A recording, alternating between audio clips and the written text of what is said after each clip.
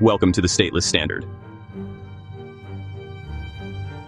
If your paycheck feels like it's evaporating, if you're saving every penny but still falling behind, there's a reason, and it's not your fault. It's our monetary system.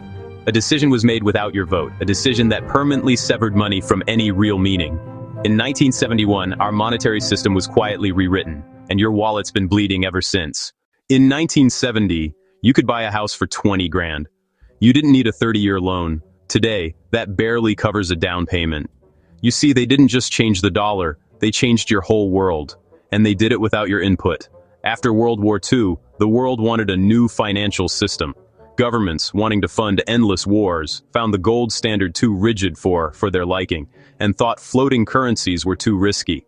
So in 1944, 44 countries met in Breen Woods, New Hampshire, and rewrote the global rules. The United States, holding 2/3 of the world's gold, led the proceedings. Here's what they came up with. Every major currency would be pegged to the US dollar, and the dollar itself would be pegged to gold at $35 an ounce. Not perfect. But it made the dollar as good as gold and anchored the global economy. Two institutions were created to support it. The IMF to help nations in crisis avoid devaluing their own currencies, and the World Bank, ostensibly to rebuild and develop struggling nations. But the system had a serious flaw. It assumed the US would manage money responsibly. Suckers. Because what the federal government actually did was spend as if there's no tomorrow. Like drunken sailors, they ran up massive deficits, funding wars, welfare, and needless globalist expansion. American dollars certainly flooded the globe, but America's gold reserves were shrinking too. Other countries weren't just sitting back in amusement. They were trapped. Their currencies, economies, and futures were all tied to promises made to them by American politicians. So, they did what they had to and started trading in dollars for gold. And Fort Knox couldn't keep up. It wasn't long before international trust completely fell apart. Then, on August 15, 1971, without a single vote and no big headline news, President Nixon went on national TV and he closed the gold window, thus ending the dollar's convertibility into gold. In other words, the government and Federal Reserve System defaulted on their promise.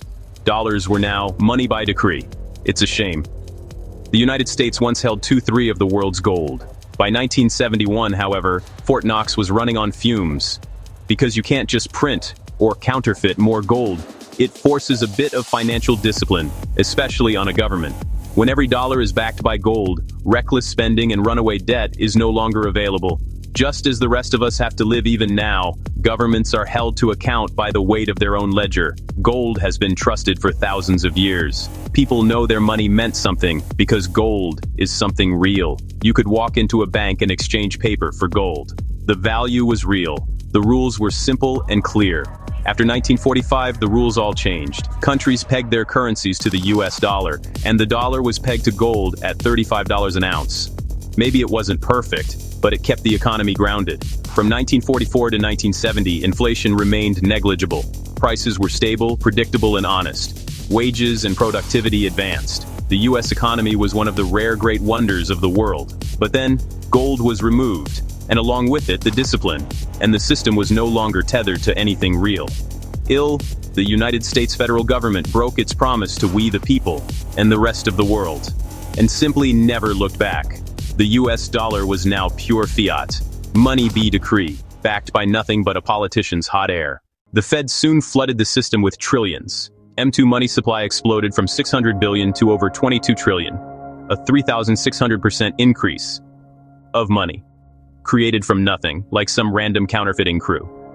Except, of course, they employ some fancy words.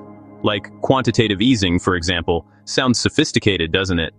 Well, now, what they really mean, but don't want to say, is that quantitative easing is when the Federal Reserve creates money out of thin air so they can buy government bonds, because nobody else on God's green earth will. This isn't smart. It's not progress. It's not even strategy. This is wishful thinking at best. More likely, it's a deliberate and massive con game. A con that leaves the rest of us stuck working for and trying to save forever depreciating dollars, turning ordinary life into a vicious hamster wheel where we're always running, but getting nowhere. Think of it like adding water to your soup. Sure, you get more soup, but the flavor and sustenance are weakened. Printing more dollars does the same thing to money, dilutes its value. Suddenly, the next thing you know, what $1 could buy you back in 71 costs you more than 8 watered-down dollars today. Because it's not the real, actual stuff, products and services, that got more expensive. It's that our money depreciates. It's always worth less and less and less. Inflation isn't some random market phenomena either. Inflation isn't natural. It's deliberate. It's policy. Inflation is an intentional and hidden tax. Don't kid yourselves. If grandma's fixed income is no longer enough for her to get by on, that's because they want it that way. They write the laws. They pass the bills. They cut the checks. They own the responsibility. And let's be honest, getting yourself elected, at least the first time, is a mighty feat. I mean, you gotta raise a lot of money, like a lot of money, and appease a ton of disparate people, all of them in DC, right this very minute, accomplish this. They got elected. Do you know what I mean? Incompetence simply doesn't cut it anymore. Incompetence, bureaucracy, partisanship, etc. are all just excuses. Inflation is the primary purpose of the banking cartel known as the Federal Reserve. Just think about it. None other than Karl Marx himself loved central banking. There's a pattern here. We've seen it all before. New cast, same old show. No more trust. So, investors sell off government debt. The central bank then counterfeits more money to buy the debt. The currency then loses value as more money floods the system. The worst case scenario, it all ends with a good old-fashioned bank run. People will try to escape the sinking ship, but there's simply not enough value to go around. So, what will the government do? Why, they'll print even more money. More debt, more printing, more inflation, higher cost of living for you and me, and less faith in our governing regime, all within my lifetime. It's truly unreal. For nearly 200 years, even through war, inflation was hardly a thing. But after 1971, inflation launched faster and higher than Elon's rockets. The brakes are gone and the dollar, once grounded by gold, has drifted towards the clouds. Let me put it this way. In 1970, $100 bought you over 55 ounces of silver, or 278 gallons of gas, or about 1 month's worth of groceries for a family of 4. Fast forward. Today, $100 buys you only 3.3 ounces of silver, or just 38 gallons of gas, or less than a week's worth of groceries for the same family. That's not freedom. It's not even fair. You trade your time, skills, integrity, and effort for dollars, while they simply print a currency that always bleeds value. And it's getting worse too. For every $1,000 you earned a few years back, in 2000 requires $1,200 today just to break even. In other words, you work 20% harder, or live 20% less. That's inflation. An intentional system that feeds the rich at the expense of the poor. Inflation is about you, your family, and your friends. Inflation depletes the value of your labor, your skills, and your time until it begins to devour your dignity, feeling like you can't get ahead or do more. In 1971, rent was about $50 a month, about 1/16 of the average monthly income. It's theft in slow motion. Since 1971, real wages have barely moved, while home prices shot up 1,200%. College tuition up 1,800%. Healthcare costs are so high now, I'd need a quantum computer to run the math. The Fed printed trillions of dollars. Yes, trillions. Rates were artificially kept low. And while the boomers' assets boomed, your paycheck and mine, well, it was the day the earth stood still. In 1968, my father bought his first home. New construction. 3 bedrooms, 2 1-2 baths, nice yard, above-ground pool, all of which cost less than a 10-year-old used Jeep Compass with more than 120,000 miles. In 1999, I bought a 100-year-old bungalow house. Today, that same house demands almost $400,000. Ridiculous. Bigger down payments, bigger monthly payments, less equity for bigger chunk of your pay. A working-class family could buy a home and still have plenty left over each month for saving, investing, fun, and whatnot. But thanks to the Federal Reserve and the realistic solutions of our governing class, you're beginning to see it, feel it. In reality, it's our ruling class who brings the most chaos. It's why you feel like there's something wrong, like you're running a treadmill, faster and faster, never getting anywhere. You feel that way because it's true. Productivity keeps increasing, yet you whirl even more, right down the inflation drain. That's why saving feels like treading water, why a raise feels like a joke, why homeownership feels like fantasy. Before 1971, the bottom 90% shared in economic growth. Since then, the top 1% has wrested virtual control. Small business is a dusty relic of the past. But you still have choices. People are pushing back. reclaiming something real they can own.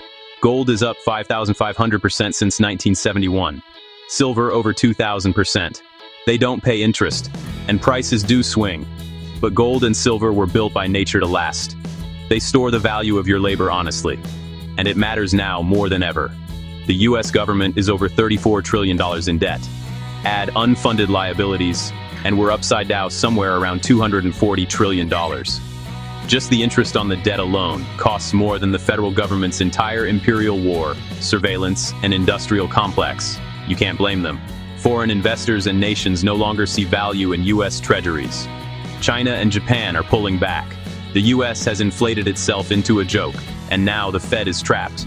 Raise rates, the economy tanks, lower rates, prices soar. There's no easy way out, no algorithms, no magic dust.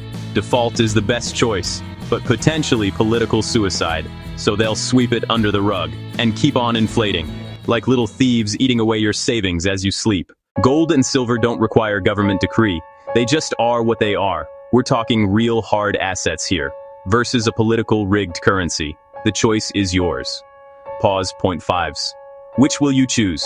You don't buy gold to make money. You buy precious metals so you don't lose. Physical gold and silver aren't investments in the traditional sense. They provide a solid foundation, insurance against systemic failure. Metals don't default. They don't require faith or a regime. In 1971, they rewrote the rules without your input. They didn't even ask. Now it's time to take it back. Build something real for yourself, 1 ounce at a time. Every ounce is not only a hedge. Every ounce is also protest. Each ounce is more control you have taken back. Do you own gold, or are you sticking with the politicians and their depreciating paper?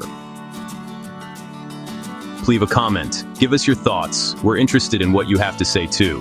Thank you for watching The Stateless Standard. Please hit the like button. It really helps us out. And definitely subscribe. You know, sharing a link is awesome too. You're the best.